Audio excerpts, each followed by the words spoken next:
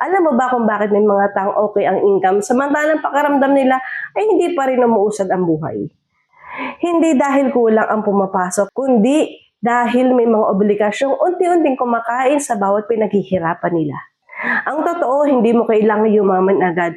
Mas mahalaga na unti-unti kang nagiging malaya. Hi, I'm Ivy Obshana, dating OFW sa South Korea. Ngayon, financial educator na dito sa International Marketing Group or IMG.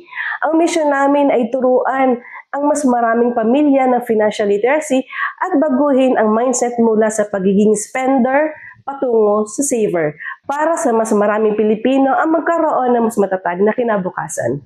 May nabasa akong isang linya na talagang tumatak sa isip ko. Debt can control your life, diminish your happiness, and limit your freedom. Kapag ang utang ang laging nauuna, pati mga pangarap mo humihinto.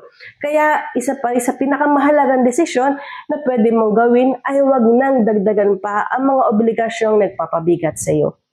Live below your means. Hindi mo kailangang makipagsabayan sa nakikita mo online. Halimbawa, may ipon kang kumikita ng 1% kada taon, samantalang ang credit card or loan mo ay 42% interest kada taon. Kahit masipag ka mag-ipon, mas mabilis pa rin lumalaki ang interest na binabayaran mo. Parang pinupuno mo ang isang balde na may malaking butas. Kaya bago isipin ang pagpapalago ng ipon, mas makabubuting unahin mo ng bawasan ang mga obligasyong unti-unting humihila pababa.